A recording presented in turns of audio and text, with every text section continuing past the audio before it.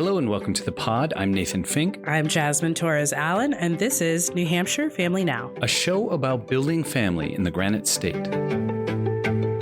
Today in the show, Jasmine and I talk Kinship Care Month, as well as celebrating Hispanic heritage in all its expressions. And later, we are joined by two kinship navigators to discuss New Hampshire's network of resources.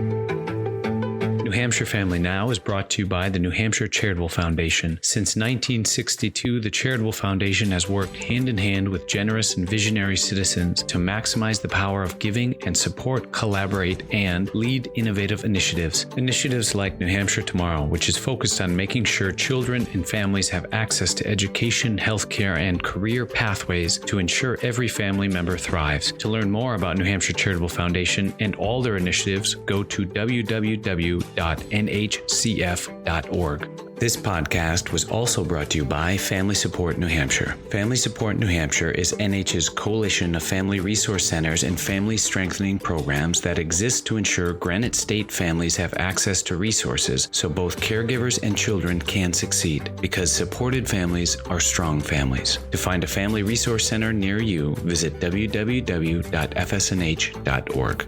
I guess first and foremost, though, I have to apologize because my voice, I took some PTO and I immediately got sick. Oh, no. Yeah. It's like an old car. Like I keep thinking, like, is it time to trade in my body? But it's so good to see you, Jasmine. How was Michigan? It was awesome. I learned so much in my, Jasmine learned something fashion, but so much fun. I was there during Art Prize, which was really cool. I got to see lots of amazing installations and artists putting their work together on the street. And it was really cool to just, when you see someone's passion come alive on the street, it's just a different feeling. It was a conference? Yes, it was for the NEDA conference, which is essentially when all of our PBS stations kind of get together and we discuss what's working, what's not working, what can we do better. And I learned some things from other people who are in my same position. And, and we we vent a little, but we also learn from each other. Yeah. So what did you bring back with you? So I went out onto Lake Michigan, and which is by the way, right? That was my first time on a Great Lake. So I was amazed at what it looked like. It felt like I was at the ocean. And so I learned from the Water Institute there that works with the Grand Valley State University. And we did some water testing out in the water. And I got to learn how they do research and how we should not be consuming fish at the rate that we consume fish, which was a little scary because I think about all of our water resources. And so it kind of awoke the environmentalist in me a little bit that I think has been asleep. Yeah. So different question, but how did your kids handle your absence? Ooh, that was fun because I was obviously worried that my partner was going to have to be with two kids by himself all the time for at least a week. So, we did the basic, all right, how do I prepare you so that you can, handle the week with the kids by yourself? And thankfully I have my in-laws for support and, they helped with school pickups so that my husband can work. But dinner time, he really struggled because I'm the cook. I love to cook, and my kids are very used to having a home cooked meal when when I get home from work. So when I came back, they were like, "Are you going to cook dinner?" Mm-hmm. And I was like, "Yeah, I'm going to cook dinner." Yeah, it was literally the first question. Are you going to make food? Are you going to make dinner? And I was like, "Yep, I'm going to make dinner." And I made a really nice home cooked meal, and dead silence because people were eating. Yes, absolutely. They were just devouring their plates because they were just so hungry. And I was like, did you feed them during the week? He's like, yeah, they had dinner. Yeah. But it was, basic stuff that he could put together. And I'm not going to lie, it was a nice feeling. I guess one of the reasons I asked, though, is, I'm wildly fascinated by the way kids interpret your absence and their emotional response to it. Because my oldest son seems to, when my wife leaves and comes back from a work trip or something like that, he's so excited to see her. But the moment she walks in, he's really distant. The expression of his emotionality is like that. Did you notice anything? With my daughter, she's super close to me. So she immediately gravitated towards me. She could not wait. It's funny with my son because we're still in that process of, we're getting used to each other, being together, he, according to his Gigi, he was so excited. And like when he was talking, about, oh, mommy's coming home. I can't wait. And when he saw me, he was like, like she's here. Oh, you again. Yeah, you again. Exactly. But then like afterwards, when he realized I'm not going away again, he was like, okay, all right, we're good. I'm so glad you brought that up because, you're a kinship caregiver. Obviously, September is Kinship Care Month. And I would love to know over the course of your kinship care with your son and all the pressures that you might feel, what are some of the awarenesses of different emotions, your way, his way? How has that changed? What have you noticed? It's tricky because, my son, he comes from a very traumatic background. And so there are a lot of things that I had to slow down on and not have such expectations, because I feel like we put a lot of expectations on kids according to their age. And if you've worked with kids before, where kids might fall in terms of milestones and where they need to be at, maybe academically or emotionally. But when you have a child in your life who has had a traumatic background, I say this with some parents is that sometimes they are stuck at that age in which they experience trauma. And so,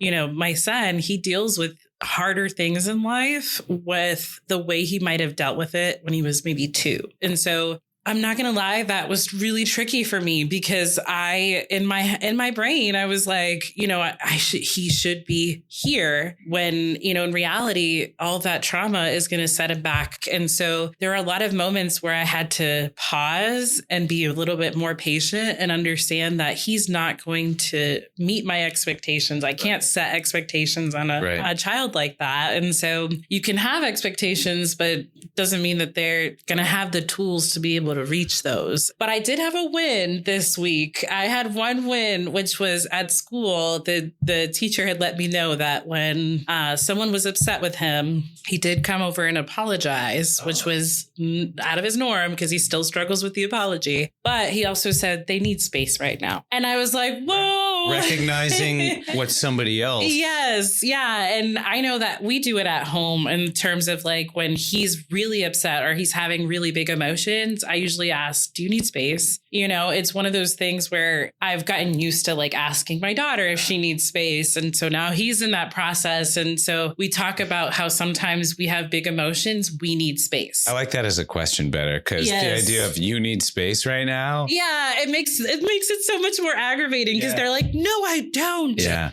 So I want to kind of zoom in then on your emotions that are tied to your expectations, because, like having expectations isn't like an emotional framework. No. It's something that precedes it, right? Mm-hmm. But when you see those expectations either not being met or being shifted, what are some of the emotions that you're going through? Oh, my goodness. I remember like at the beginning when I had these super high expectations about being a kinship giver, I took it like very personally when he wasn't meeting those expectations or he was doing things that I was like, whoa, what is this? Like, what do I do? And it was those emotions of like, am I being a good parent? And like, I was feeling a little guilty. I was like, am I doing the right thing here? Being a kinship giver, because I feel like we all think it, but we don't say it out loud, that sometimes we're like, wait, did we do the right thing? Right. And I think that's a really normal human reaction to like really stressful situations where you're like, I don't even know how to deal with this. Right. And you're not alone. I mean, there's estimates are 20,000 plus families in New Hampshire, right? Mm-hmm. Having, I would imagine, some level of emotionality and at times doubt. Yeah. How did you handle those emotions? You know what I always say, Nathan, is talking it out, right? Yes. I always say that. You're like the mayor of Funky Town. Yeah. I guess I'm in a position of like, I'm not afraid to talk about it. And I think that the more I talk about it with people, the more comfortable they feel sharing their emotions with me or like, trying to understand where I might be coming from. They ask more questions and it opens a door because sometimes for some people, like kinship caregiving can seem like such a unique situation for people. Right. And so what we need to realize is there are a lot more families who are providing kinship care and it needs to be more more normalized. Like, hey, we also experience lots of parenting decisions and emotions that come with, parenting someone that, might be family, but isn't family, and all the guilt and the emotions that come with that. Right. It's funny that you say that, because I keep thinking there's a couple of levels of thoughts that I've had. I think, and we'll touch on this a little bit later, but kinship care, when we say it this way, it's a cultural phenomenon. We're putting it in a different basket, but multi-generational families. Yeah. This is part of family. It's multi-generational family. So it's so funny because in Puerto Rico, for me, my aunts all live within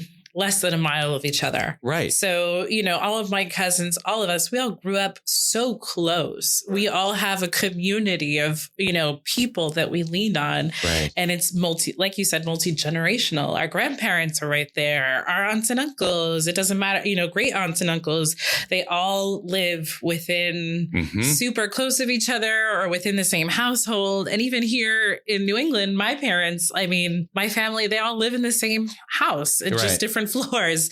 You know what I mean? But it's that I grew up in that multi-generational household. So for me, this is super normal. Yeah. Now, I also, September into October is Hispanic Heritage Month. That's right. And I'm super excited. You had been, in the past, you had told me that you've got some ways to celebrate Hispanic Heritage Month. Yes. In a way that actually does, in fact, celebrate it. And a couple of things what I usually tell people is think about other cultures. Latinos are not a monolith. We're not just Mexican. We're not just Puerto Rican. There's so many different cultures within the culture. Yeah. And so, going out of your comfort zone to learn about a different country, maybe you want to learn about Paraguay, maybe you want to learn about Uruguay, you know what I mean? Like all those countries that people tend to forget about, but they are there and they exist and they have their own cultures and sometimes their own dialects.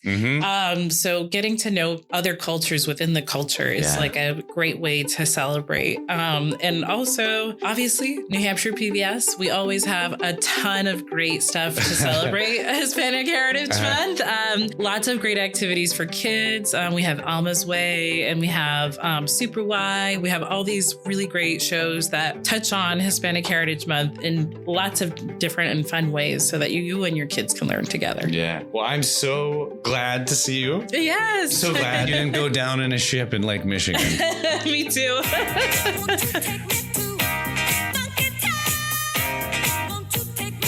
And when we come back, I interview two kinship navigators from across the state. Don't go anywhere. Today's episode was brought to you by Upreach Therapeutic Equestrian Center. Located in Goffstown, New Hampshire, Upreach partners with the Power of Horse to create strong children, strong families, and strong communities. To learn more about Upreach Therapeutic Equestrian Center and its many inspirational programs, visit upreachtec.org. That's upreachtec.org. Today's show was also brought to you by Burgoo Media, a full-service media company dedicated to helping nonprofits realize impact stories for print, video, social, and legacy media, and more. Both budget-conscious and grant-friendly, Burgoo Media helps your organization celebrate the humans in human services. Learn more at burgoomedia.com. And a quick reminder that on October 13th, riders will once again be cycling 100 miles for the third annual Ride for Resilience. This year's route features New Hampshire's Lakes region, connecting family resource centers as we go. So please turn out in support of our riders by visiting nhchildrenstrust.org/2023-ride-4-resilience, because building strong Granite State families takes each and every one of us. Hello and welcome back to the podcast. For the second half of the show, I'm thrilled to welcome Rosemary Nugent, both a kinship caregiver and, for a few years now, a kinship navigator with the Grapevine Family and Community Resource Center in Antrim, New Hampshire. Rosemary, it's so good to see you again. Thank you. It's good to see you again too, Nathan. So I wanted to start with your experience as a kinship caregiver. How did you come to know that taking in a grandchild was something that wasn't unique to your own household, but that it was in fact larger, more of a community or statewide phenomenon? Well, when our grandson started kindergarten, we brought him down to the bus stop. It was a crowded bus stop and a lot of kids, K through 4. And after a while, I realized that there were 11 children at the bus stop. Out of the 11, 9 of them were being raised by grandparents, just at that one bus stop. And then we knew this is epidemic. It's amazing that you say that, because I'm like, oh my goodness. Now that I think of it, every time I pick my son up from something, I'm always aware of who's picking them up. And it does feel very much 25% of the time, 30% of the time, it's a grandparent. If you aren't involved, you don't realize how many there are. Yeah. How many grandparents are or other kin. Now that is a neighborhood realization. This is a bus stop. After you realize that you weren't alone in this and this was common, what then? What happened next? Well, I think the counselor at our school realized that there were so many children being raised by grandparents that she got in touch with the Grapevine, with Carol Lunan and the River Center in Peterborough, because we worked together with Wendy Hill, and we formed a support group for the grandparents. And monthly meetings, the first one, everybody just sat there and cried and yelled and just let it all out. So it was really good for us and an eye opener for each other, I think. Right, to express your circumstance. So do you remember from that, what some of the themes that kept coming up in that group? Sure. Stigma. We were all embarrassed, ashamed, thought we were failures, didn't sign up for this, didn't know what we were going to do. Where were we going to get help? We had no idea what was out there. Nothing. Yeah. And, you're still, have your grandson in the house. He's in high school. He just started at Conval. He's doing well. He doesn't say much. He grunts a lot.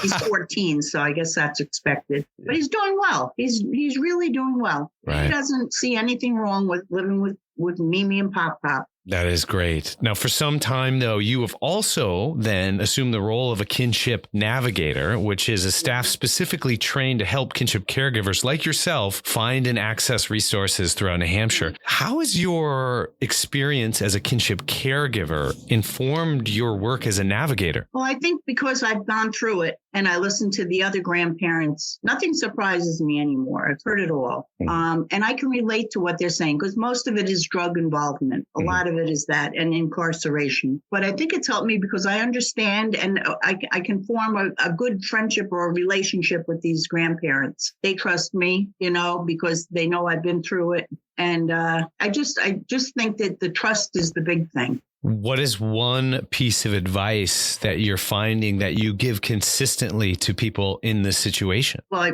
every week I do weekly check-ins with them all. First thing I say is, how are you? What can I do for you? A lot of the things they need are just emotional support. A lot of resources we give out. We help children with camp, Medicaid, getting TANF. That's a big one. A lot of the grandparents come in not even knowing that they're eligible for TANF, which is a shame because that money is there for us. So I go over there and I help them fill out the form and get it started for them. But I guess there's really no universal, you can't put anything on all of them together. They're all unique. I keep thinking about the culture of the stigma. You said the first thing that you heard was the stigma. There's some shame involved with this. Now that the kinship navigators are out there and have been for years, and there's a growing awareness, are you feeling that culture or people more willing to talk about their experience? I think so. It took me a while. My husband and I were asked to do a story with the Concord Monitor. So we went down for the interview and everything. And I said to her, this was early on, before kinship navigators were around. And I said, I really don't want our name mentioned. And she said, well, we can't do it without your names, because we were afraid of some retaliation from our son. But we did it and nothing happened as far as he's concerned. And I think that kind of opened the floodgates for me. I started advocating with my name, getting out there, letting people know. So the stigma kind of disappeared. For many of the new grandparents, that stigma takes a while to go. Yeah. But when they realize there's so many of us, I think that helps a lot. Right. Now, if there were somebody out there today who is hearing this podcast, what would you want to tell them about their experience that might help them approach a kinship navigator? Well, it's funny you asked, because last night on Facebook, there's a lot of grandparents groups, and somebody was asking, she said, should I get a kinship navigator? Because I'm going to need money for camp. And so I reached out right away, found out where she lived, told her where kinship navigators were, and how resourceful they can be. and getting the help that she may need. So hopefully she did reach out. Well, Rosemary, thank you so much for your time today. And thank you for all the incredible work you're doing. Thank you. I love it. I love it. Now, I want to bring in Ellen McNevich, a home visitor and kinship navigator with Families First Health and Support Center. Ellen, thank you so much for coming on the show. Thank you for having me. Now, first and foremost, I would love to dive into the specific work of kinship navigators and linking caregivers to resources, because when you bring somebody into your home as a family member, there must be an immediate financial cost of supporting that family member. So what resources might be available for caregivers who find themselves in this position? So depending upon the age of the child, obviously if the child is under the age of 5, we can connect them with WIC services and we help navigate that paperwork. Sometimes we find that what really happens with these families, like you said, there is often a financial component that needs to be met for whatever reason. So one of the things that we do to help folks is we see, what kind of financial resources can they apply for and how do they navigate that? So we often will go to the website for disability. Can we apply for that? Does the child have a need that needs to be met there? Do they need to apply for food stamps? All of these different services. And then often we find that parents or grandparents or caregivers, they often just need help navigating that paperwork. Now, if we think about folks who are often, I have caregivers who are in their 60s, 70s, and they don't have as much experience with the internet and working the computer and finding these things online. So that is one thing that we often help them do as we go on. We help them get a New Hampshire Easy account, fill out all the paperwork, find out where it is, and that sort of thing. And there's also the component of, do they qualify for parent support, for child support? And how do we navigate that? I mean, when I hear this, I think, oh my goodness, because there's a lot of different layers that do need to be navigated. One of which resources may have changed. Certainly over the course of the last couple of years and decades, the way we apply for these resources has changed. But then I also think of the idea when you welcome someone into your home that you weren't necessarily planning for, there's probably a fair amount of stigma, but then there's your own well of resources. You didn't necessarily plan to have those resources allocated that way. And a need to kind of, as one grandparent said to me, she said, I am great at budgeting. She goes, but now I have to rebudget. And it's often just sitting with someone and looking at their plan and saying, okay, now what do you need to? We're kind of hand holders in that respect. I love the fact that you actually are meeting each family where they're at, though, saying, all right, here's the spread of resources. Here is your family and your family's potential needs. Now, what can we look at to meet those needs? But I also imagine that depending on the type of arrangement we're talking about, kinship arrangement, whether or not it's informal, legal guardianship, foster care placement, or even adoption. So can we explore some of those different types of kinship arrangements? Of course. So the first one that we have is an informal arrangement, and that's often between the parent or the biological caregiver and the non-biological caregiver. So, they kind of have this meaning where I can't take care of my child or I need some extra help, and they do that. Sometimes DCYF is involved, and they say, we have to come up with another arrangement because you cannot take care of this child or these children. And that's where the biological caregiver will say, or could say, I don't want to go through the DCYF process. I'm just willing to give my child or children to this other caregiver and make that arrangement. And there's often a hope that there will be reunification with that one. And sometimes there is, and sometimes there isn't. And sometimes it moves forward to adoption or a formal arrangement or a legal arrangement. Then we have a formal arrangement, and that is such an ex parte was filed by somebody where someone went to the court and said, we need to have an emergency custody over this child or these children. They need to be taken from their situation. And the court hears that and they say, okay, there's that finding. And the children are then placed with the non-biological caregiver.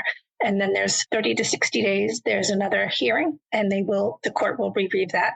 and then it moves forward from there. And then there's also where DCYF is involved, and they take the children, and before they place children in foster care, they will contact as many biological relatives as they can, and they get placed with a biological caregiver at that point. Those arrangements must affect what resources you qualify for, no? Absolutely, they do. So we have, as you said, we have an informal placement where maybe there's been an agreement between the caregiver and the parent. Maybe it's a biological connection, maybe it is not. At this time, if there's not a biological connection, there are no services, no extra financial services. I mean, if you are a grandparent or perhaps another biological relative, there can be financial help for that. And often caregivers need to know where they fall, where they stand in that part of things. So there is that component to that. I would imagine that the legal process itself is quite expensive as well. Are there resources available to assist, say, a grandparent, aunt, or uncle in order to essentially go for those filings? So there is, to an extent. There's 211 legal, there's legal aid, and there's that sort of thing. We run something called PASTA groups, which is parenting second time around. And within that, there is an entire class that is based on the legal aspect of things and helping caregivers to access that legal. Yeah. And certainly they do not need to take a PASTA class in order to have access to that. But it is just one of the many things that we offer. Now, I touched on this with Rosemary over at the Grapevine in Antrim, emotional support, because, that kinship caregivers may be feeling a whole host of emotions from shame to fear to anger. That's a lot. In your role as a kinship navigator, how do you go about helping someone unravel that enough in order to walk forward toward these resources? That's probably the most important aspect and the most helpful aspect of the work that I do. And that's just speaking from my experience, is being there for that caregiver. And I've had more than one and more than several caregivers say, when I ask the question of how can I help you, often just listen. I just need someone to listen. Because all day long, all week long, all month long, these folks are there to meet somebody else's needs. And they are working overtime because they are playing catch up with this child or this family. And what they don't have is someone to listen to them, someone for them to just say, I just need to sit down with a cup of coffee or a cup of tea, whatever, and someone to just listen. And through that act, they start to just tell you their story. And oftentimes that story leads into another story and into another. And pretty soon we're just having a conversation about life. And it's not like they're going to therapy where they have to choose their words and think about what they're talking about. It's just a conversation between two people who are benefiting from one another. That's a huge part of that emotional support that people need. Yeah. Well, I so appreciate you, and I appreciate the work that you're doing as a kinship navigator and home visitor. Thank you very much. And to find a kinship navigator near you, visit fsnh.org. That's F as in Frank, S as in Sam, nh.org. Many thanks to the Samuel P. Hunt Foundation for sponsoring this podcast. Established in 1951, Samuel P. Hunt Foundation is a Manchester-based, independent nonprofit that provides grants primarily for the arts, children and youth services, faith-based organizations, educational institutions, healthcare, and human services. This podcast was brought to you by Nixon Peabody, who delivers exceptional legal services for clients in the community by combining high performance, an entrepreneurial spirit, deep engagement, and an unwavering commitment to a culture of collaboration, diversity, and humanity. Nixon Peabody works with universities, hospitals, and nonprofits of every size to maximize impact. For more information, visit nixonpeabody.com. Today's show was also brought to you by Merrimack County Savings Bank, who proudly supports the mission and efforts of New Hampshire Children's Trust. Founded in 1867, Merrimack has served people, businesses, nonprofits, and municipalities in central and southern New Hampshire for over 155 years by treating everyone with care, respect, and compassion. Visit your local offices in Bow, Concord, Kentucky, Hooksett, and Nashua, or go to www.themerrimack.com. New Hampshire Family Now is listed on Apple Podcasts, Spotify, Google Podcasts, Amazon Music, Stitcher, iHeartRadio, and more. Listen wherever you get your podcasts or ask your smart speaker to play New Hampshire Family Now.